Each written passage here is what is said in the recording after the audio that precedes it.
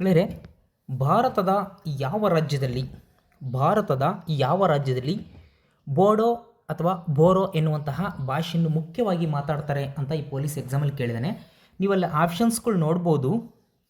ಅಸ್ಸಾಮು, ಮಣಿಪುರ, ಸಿಕ್ಕಿಮು ಮತ್ತು ತ್ರಿಪುರ ಅಂತ ಕೊಟ್ಟಿದ್ದಾನೆ ಗೆಳೆಯರೆ.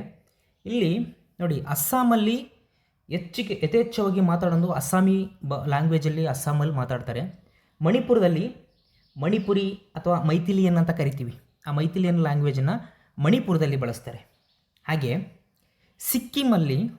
ಸಿಕ್ಕಿಮಲ್ಲಿ ನೇಪಾಳಿ ಭಾಷೆ, ಇಂಗ್ಲೀಷ್ ಭಾಷೆ ಮತ್ತು ಲೇಪ್ಚಾ ಎನ್ನುವಂತಹ ಭಾಷೆಯನ್ನು ಸಮೇತ ಅಲ್ಲಿ ಸಿಕ್ಕಿಮಲ್ಲಿ ಬಳಸ್ತಾರೆ. ಅದೇ ರೀತಿಯಾಗಿ ಮೋಸ್ಟ್ ಇಂಪಾರ್ಟೆಂಟ್ ಏನಪ್ಪ ಅಂದರೆ, ಈ ಬೋಡೋ ಅಥವಾ ಬೋರೋ ಎನ್ನುವ ಭಾಷೆಯನ್ನು ಅಸ್ಸಾಮಿ ಜೊತೆಗೆ ಇಲ್ಲಿ ಅಸ್ಸಾಮಲ್ಲಿ ಸಮೇತ ಆ ಭಾಷೆಯನ್ನು ಬಳಸ್ತಾರೆ. ಬೋಡೋ ಅಥವಾ ಬೋರೋ ಭಾಷೆಯನ್ನು ಮುಖ್ಯವಾಗಿ ಬಳಸುವಂತಹ ರಾಜ್ಯ ಯಾವುದು ಅಂತ ಕೇಳಿದ್ರೆ ಅದಕ್ಕೆ ಸರಿಯಾದ ಉತ್ತರ ಅಸ್ಸಾಂ ರಾಜ್ಯ ಆಗಿರುತ್ತದೆ. ನೆಕ್ಸ್ಟ್ ನೋಡಿ, ಡೆಕ್ಕನ್ ಎಜುಕೇಷನ್ ಸೊಸೈಟಿಗೆ ಸಂಬಂಧಪಟ್ಟಂತಹ ವ್ಯಕ್ತಿಗಳನ್ನು ಗುರುತಿಸಿ.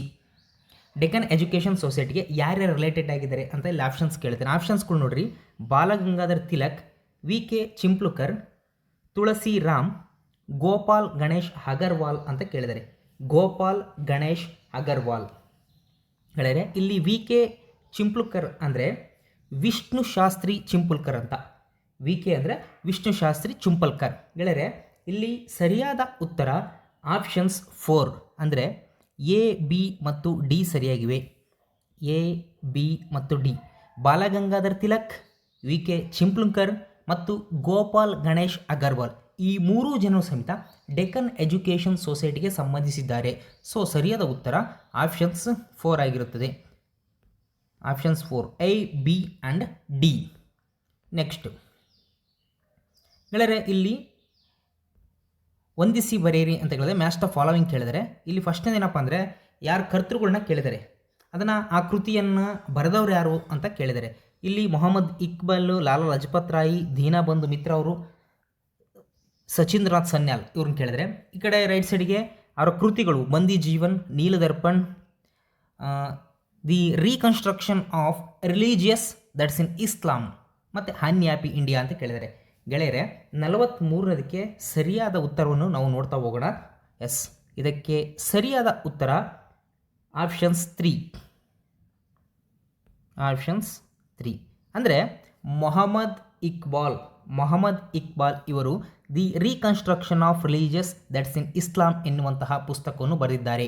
ಲಾಲಾ ಲಜಪತ್ ರಾಯ್ ಅವರು ಅನ್ಹ್ಯಾಪಿ ಇಂಡಿಯಾ ಪುಸ್ತಕವನ್ನು ಬರೆದಿದ್ದಾರೆ. Unhappy India. ಹಾಗೆ ದೀನಬಂಧು ಮಿತ್ರ ಅವರು ನೀಲದರ್ಪಣ್ ಪುಸ್ತಕವನ್ನು ಬರೆದಿದ್ದಾರೆ. ಅದೇ ರೀತಿಯಾಗಿ ಸಚಿಂದ್ರನಾಥ್ ಸನ್ಯಾಲ್ ಅವರು ಬಂದಿ ಜೀವನ್ ಪುಸ್ತಕವನ್ನು ಬರೆದಿದ್ದಾರೆ. ಓಕೆ, ನೆಕ್ಸ್ಟ್ ಗೆಳೆಯರೆ, ಇಲ್ಲಿ ಕಾಲಾನುಕ್ರಮವನ್ನು ಕೇಳಿದ್ದಾನೆ. ಅಂದರೆ ಯಾವ್ಯಾವ ಘಟನೆ ಕಾಲಾನುಕ್ರಮವಾಗಿ ಅವರು ಬರೀರಿ ಅಂತ ಕೇಳಿದ್ದಾನೆ. ಇಲ್ಲಿ ಜಲಿಯನ್ ವಾಲ್ಬಾಗ್ ಕೇಳಿದ್ದಾನೆ, ಕ್ವಿಟ್ ಇಂಡಿಯಾ ಮೂವ್ಮೆಂಟ್ ಕೇಳಿದ್ದಾನೆ, ಪಾರ್ಟಿಷನ್ ಆಫ್ ಬೆಂಗಾಲ್ ಕೇಳಿದ್ದಾನೆ, ಪಾರ್ಟಿಷನ್ ಆಫ್ ಸೂರತ್ ಕೇಳಿದ್ದಾನೆ. ನಮಗೆ ಇಸ್ವಿಗಳು ಗೊತ್ತಿರಬೇಕು, ಮೇನ್ ಇಂಪಾರ್ಟೆಂಟ್. ಫಾರ್ ಎಕ್ಸಾಂಪಲ್ ಇಲ್ಲಿ ಜಲಿಯನ್ ವಾಲಾಬಾಗ್ ಕೇಳಿದ್ದಾನೆ. ಜಲಿಯನ್ ವಾಲಾಬಾಗ್ ಯಾವಾಗ ನಡೀತು ಅಂದರೆ 1919 ಏಪ್ರಿಲ್ 13ರಂದು ಜಲಿಯನ್ ವಾಲಾಬಾಗ್ ಘಟನೆ ನಡೆಯುತ್ತೆ. ನೆಕ್ಸ್ಟ್ ಕ್ವಿಟ್ ಇಂಡಿಯಾ ಮೂವ್ಮೆಂಟ್ ಕೇಳಿದ್ದಾನೆ. ಕ್ವಿಟ್ ಇಂಡಿಯಾ ಮೂವ್ಮೆಂಟು 1942 ಆಗಸ್ಟ್ 8ರಂದು ಕ್ವಿಟ್ ಇಂಡಿಯಾ ಮೂವ್ಮೆಂಟ್ ನಡೆಯುತ್ತೆ. ನೆಕ್ಸ್ಟ್ ಬಂಗಾಳ ವಿಭಜನೆ ಯಾವಾಗ ಆಗುತ್ತೆ? ಅಕ್ಟೋಬರ್ 16, 1905. ಅಕ್ಟೋಬರ್ 16, 1905 ಇದು ಪಾರ್ಟಿಷನ್ ಆಫ್ ಬೆಂಗಾಲ್ ಆಗುತ್ತೆ. ಹಾಗೆ ಪಾರ್ಟಿಷನ್ ಆಫ್ ಸೂರತ್ ಆಗುತ್ತೆ ಅಂದರೆ 1907. ಈಗ ನಾವು ಬರಿತಾ ಹೋದರೆ ಸಿ ಡಿ ಎ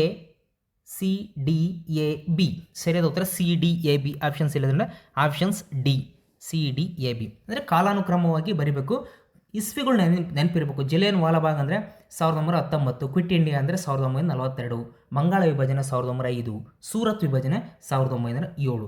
ಸೊ 44ನೇದಕ್ಕೆ ಸರಿಯಾದ ಉತ್ತರ 4. ನೆಕ್ಸ್ಟು ಇನ್ನೊಂದು ಮೋಸ್ಟ್ ಇಂಪಾರ್ಟೆಂಟ್ ಪ್ರಶ್ನೆ, ಇದು ಈ ಥರ ಕೇಳ್ತಲೇ ಇರ್ತಾರೆ. ಲೋಕಹಿತವಾದಿ ಎಂದು ಯಾರು ಜನಪ್ರಿಯರಾಗಿದ್ದಾರೆ?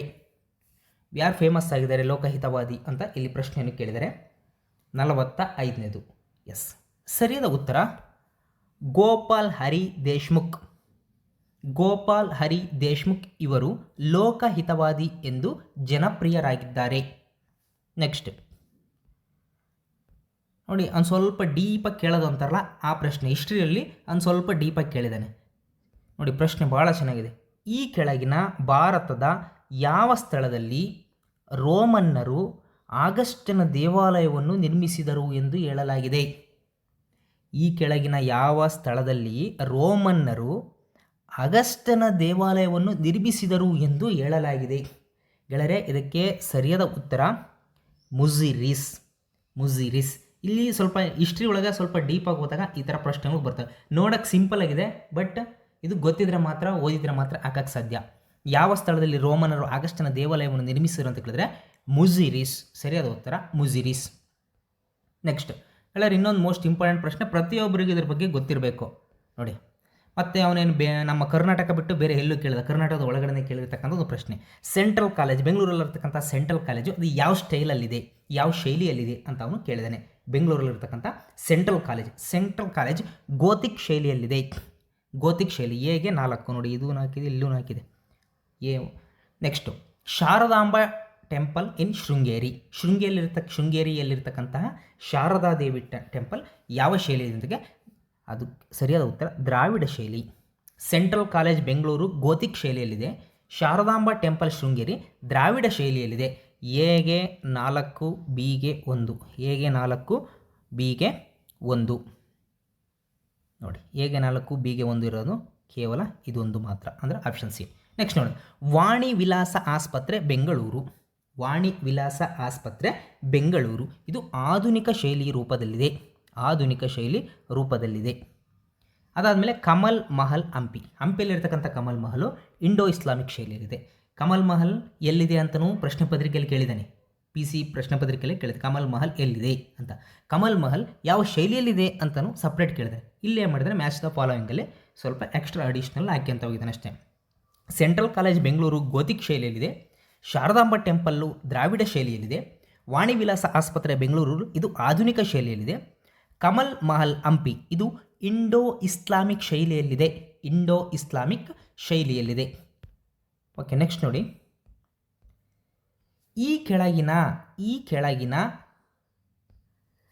ಕೆಳಗಿನ ಹೇಳಿಕೆಗಳಲ್ಲಿ ಯಾವ ಹೇಳಿಕೆಗಳು ಹೊಯ್ಸಳರ ರಾಜ ವಿಷ್ಣುವರ್ಧನ ಇವನಿಗೆ ಸಂಬಂಧಿಸಿವೆ ಅಂತ ಕೇಳಿದಾರೆ. ಇದು ಸ್ವಲ್ಪ ಡೀಪಾಗಿ ಕೇಳಿದಾನೆ ಮತ್ತು ಮೋಸ್ಟ್ ಇಂಪಾರ್ಟೆಂಟು. ಸಬ್ ಇನ್ಸ್ಪೆಕ್ಟರ್ ಪ್ರಶ್ನೆಯಲ್ಲೂ ಇದೇ ಪ್ರಶ್ನೆಯನ್ನು ಹಾಕಿದ್ದಾನೆ, ಒಂದು ಮಾತ್ರ ಚೇಂಜ್ ಮಾಡಿದ್ದಾನೆ ಅಷ್ಟೇ ಆಪ್ಷನ್ಸ್ ನೋಡಿ. ವಿಷ್ಣುವರ್ಧನನು ನೊಳಂಬವಾಡಿಗೊಂಡ ಎಂಬ ಬಿರುದನ್ನು ಹೊಂದಿದನೋ? ವಿಷ್ಣುವರ್ಧನನು ನೊಳಂಬವಾಡಿಗೊಂಡ ಎಂಬ ಬಿರುದನ್ನು ಹೊಂದಿದನು. ಆಪ್ಷನ್ಸ್ ಬಿ ನೋಡಿ. ವಿಷ್ಣುವರ್ಧನನು ರಾಮಾನುಜಾಚಾರ್ಯರಿಗೆ ಆಶ್ರಯ ನೀಡಿದನೋ? ಸಿ ನೋಡಿ. ವಿಷ್ಣುವರ್ಧನನು ಚೋಳ ರಾಜಕುಮಾರಿ ಚೋಳ ಮಹಾದೇವಿಯನ್ನು ವಿವಾಹವಾಗಿದ್ದನು. ಆಪ್ಷನ್ಸ್ ಡಿ ನೋಡಿ. ವಿಷ್ಣುವರ್ಧನನು ರಾಜಧಾನಿಯನ್ನು ದ್ವಾರ ಸಮುದ್ರಕ್ಕೆ ವರ್ಗಾಯಿಸಿದ್ದನು. ಗೆಳೆಯರೆ, ಇಲ್ಲಿ ಸರಿಯಾದ ಉತ್ತರವನ್ನು ನಾನು ಹೇಳ್ತಾ ಹೋಗ್ತೀನಿ ನೋಡಿ. ವಿಷ್ಣುವರ್ಧನನು ನೊಳಂಬವಾಡಿಗೊಂಡ ಎಂಬ ಬಿರುದನ್ನು ಹೊಂದಿದ್ದನು, ಇದು ಸರಿ.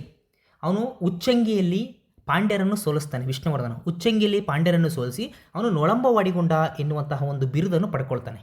ಸೊ ಆಪ್ಷನ್ಸ್ ಎ ಇಲ್ಲಿ ಸರಿ. ಇಲ್ಲಿ ಎ ಸರಿ ಇರೋದು 1 ಇದೆ, 3 ಇದೆ ಮತ್ತು 2 ಇದೆ. ಓಕೆ, ಎರಡನೇದಕ್ಕೆ ಹೋಗೋಣ. ವಿಷ್ಣುವರ್ಧನನು ರಾಮಾನುಜಾಚಾರ್ಯರಿಗೆ ಆಶ್ರಯವನ್ನು ನೀಡಿದನು. ಹೌದು, ವಿಷ್ಣುವರ್ಧನನು ರಾಮಾನುಜಾಚಾರ್ಯರಿಗೆ ಆಶ್ರಯವನ್ನು ನೀಡಿದನು. ಸೊ ಎ ಮತ್ತು ಬಿ ಸರಿ ನೋಡಿ. ಇದು ಎ ಮತ್ತು ಬಿ ಸರಿ ಅಂದರೆ ಇದು ಹೋಯ್ತು ಅಂದರೆ 1 ಮತ್ತು 2 ಉಳ್ಕಂತು. ಎ ಮತ್ತು ಬಿ ಸರಿ. ಸಿ ನೋಡ್ರಿ. ವಿಷ್ಣುವರ್ಧನನು ಚೋಳ ರಾಜಕುಮಾರಿ ಚೋಳ ಮಹಾದೇವಿಯನ್ನು ವಿವಾಹವಾಗಿದ್ದನೋ ಅಂತ ಕೇಳಿದರೆ, ಗೆಳೆಯರೆ ಇದು ತಪ್ಪಾದ ಉತ್ತರ. ವಿಷ್ಣುವರ್ಧನ ಮದುವೆ ಆಗ್ತಾನೆ ಯಾರು? ಶಾಂತಲಾದೇವಿ ಅಂತ ಒಬ್ಬ ಫಸ್ಟ್ನ ಮದುವೆ ಆಗ್ತಾನೆ, ಶಾಂತಲಾದೇವಿ. ಅದಾದಮೇಲೆ ಲಕ್ಷ್ಮೀದೇವಿ ಎನ್ನುವರನ್ನು ಮದುವೆ ಆಗ್ತಾನೆ. ಅದಾದಮೇಲೆ ಚಂದಲಾದೇವಿ ಎನ್ನುವರನ್ನು ಸಮೇತ ಮದುವೆ ಆಗ್ತಾನೆ. ಯಾರ್ಯಾರು? ಶಾಂತಲಾದೇವಿ, ಲಕ್ಷ್ಮೀದೇವಿ ಮತ್ತು ಚಂದಲಾದೇವಿ. ಇವರು ವಿಷ್ಣುವರ್ಧನ ಹೆಂಡತಿ, ಮಹಾದೇವಿ ಎನ್ನುವುದಲ್ಲ. ಸೊ ಆಪ್ಷನ್ ಸಿ ಇಲ್ಲಿ ರಾಂಗ್ ಆಗುತ್ತೆ. ಎ ಬಿ ಸರಿ, ಸಿ ತಪ್ಪು ಅಂದ್ರೆ ಇಲ್ಲೋಯ್ತು. ಇನ್ನೇನು ಡಿ ಒಂದು ಇಳ್ಕೊಂಡು ನೋಡಿ. Next D. ವಿಷ್ಣುವರ್ಧನನು ರಾಜಧಾನಿಯನ್ನು ದ್ವಾರ ಸಮುದ್ರಕ್ಕೆ ವರ್ಗಾಯಿಸಿದ್ದನೋ? ಎಸ್, ಹೊಯ್ಸಳರ ರಾಜಧಾನಿ ಯಾವುದಪ್ಪ? ದ್ವಾರ ಸಮುದ್ರ. ಅಂದರೆ ಮುಂಚೆ ಎಲ್ಲಿತ್ತದು? ವಿಷ್ಣುವರ್ಧನು ಬೇಲೂರಲ್ಲಿ ಇತ್ತು. ಬೇಲೂರಲ್ಲಿರ್ತಕ್ಕಂಥ ರಾಜಧಾನಿಯನ್ನು ವಿಷ್ಣುವರ್ಧನು ಬೇಲೂರಿನಿಂದ ದ್ವಾರ ಸಮುದ್ರಕ್ಕೆ ವರ್ಗಾಯಿಸಿದೆನೋ? ಸೊ ಇಲ್ಲಿ ಸರಿಯಾದ ಉತ್ತರ ಎ ಬಿ ಮತ್ತು ಡಿ. ಎ ಬಿ ಮತ್ತು ಡಿ. ನೆಕ್ಸ್ಟ್ ಶ್ರೀಕೃಷ್ಣ ದೇವರಾಯನ ಆಸ್ಥಾನದಲ್ಲಿದ್ದ ಅಷ್ಟದಿಗ್ಗಜರು ಈ ಕೆಳಗಿನ ಯಾರು ಸಂಗೀತ ಸಾಹಿತ್ಯ ಸಮಾರಂಗಣ ಸಾರ್ವಭೌಮ, ಸಂಗೀತ ಸಾಹಿತ್ಯ ಸಮಾರಂಗಣ ಸಾರ್ವಭೌಮ ಎಂಬ ಬಿರುದನ್ನು ಹೊಂದಿದ್ದರು ಅಂತ ಕೇಳಿದರೆ, ಹೊಂದಿದ್ದರು ಹೇಳಿದರೆ ಇದಕ್ಕೆ ಸರಿಯಾದ ಉತ್ತರ ಅಲ್ಲಸಾನಿ ಪೆದ್ದಣ್ಣ, ಅಲ್ಲಸಾನಿ ಪೆದ್ದಣ್ಣ. ಭಾರತದ ಮೇಲಿನ ಈ ಕೆಳಗಿನ ದಾಳಿಗಳನ್ನು ಕಾಲಾನುಕ್ರಮದಲ್ಲಿ ಹೊಂದಿಸಿ ಕೆಳಗಂಡ ಆಯ್ಕೆಗಳಿಗೆ ಸರಿಯಾದ ಉತ್ತರವನ್ನು ಕೊಡಿ ಅಂತ ಹೇಳಿದಾನೆ. ಅಂದರೆ ಭಾರತದ ಮೇಲೆ ವಿದೇಶಿಯರು ಆಕ್ರಮಣ ಮಾಡ್ತಾರೆ, ಆಕ್ರಮಣ ಮಾಡಿದ ಆರ್ಡರ್ ವೈಸ್ ಅನ್ನು ಕೇಳಿದ್ದಾನೆ. ಆಪ್ಷನ್ಸ್ ನೋಡಿ ನಾವು ಶಕರ ದಾಳಿ, ಇಂಡೋ ಗ್ರೀಕರ ದಾಳಿ, ಕುಶಣರ ದಾಳಿ ಮತ್ತು ಪಾರ್ಥೀನಿಯರ ದಾಳಿ ಅಂತ ಹೇಳಿದ್ದಾನೆ. ನಾವು ಫಸ್ಟ್ ನಮ್ಮ ಭಾರತದ ಮೇಲೆ ವಿದೇಶಿಯರ ಆಕ್ರಮಣ ಆಗದೆ ಪರ್ಷಿಯನ್ನರಿಂದ ಸ್ಟಾರ್ಟ್ ಆಗುತ್ತೆ. ಪರ್ಷಿಯನ್ನರು ಆಕ್ರಮಣ ಮಾಡ್ತಾರೆ, ಅದಾದಮೇಲೆ ಗ್ರೀಕರು ಆಕ್ರಮಣ ಮಾಡ್ತಾರೆ. ಗ್ರೀಕರ ಆದಮೇಲೆ ನೆಕ್ಸ್ಟ್ ಇಂಡೋ ಗ್ರೀಕರು ಬರ್ತಾರೆ. ಆಪ್ಷನ್ಸ್ ಇಲ್ಲಿ ಬಿ ನೋಡಿದ್ರೆ ಇಂಡೋ ಗ್ರೀಕರ್ ಅಂದರೆ ಇಲ್ಲಿ ಆಪ್ಷನ್ 4ರಲ್ಲಿ ಇದೆ ಸರಿಯಾದ ಉತ್ತರ. ಇಂಡೋ ಗ್ರೀಕರ್ ಆದಮೇಲೆ ನೆಕ್ಸ್ಟು ಶಕರು ಬರ್ತಾರೆ, ಶಕರ ಆಳ್ವಿಕೆ ಮಾಡ್ತಾರೆ. ಶಕರು ಆದಮೇಲೆ ನೆಕ್ಸ್ಟು ಭಾರತದ ಮೇಲೆ ದಾಳಿ ಮಾಡುವಂಥರು ಪಾರ್ಥೀನಿಯರ್ ದಾಳಿ ಮಾಡ್ತಾರೆ. ಅದಾದಮೇಲೆ ಕುಶಣರು ಸಮೇತ ನಮ್ಮ ಭಾರತದ ಮೇಲೆ ದಾಳಿಯನ್ನು ಮಾಡ್ತಾರೆ. ಸೊ 50ನೇದಕ್ಕೆ ಸರಿಯಾದ ಉತ್ತರ ಆಪ್ಷನ್ಸ್ 4.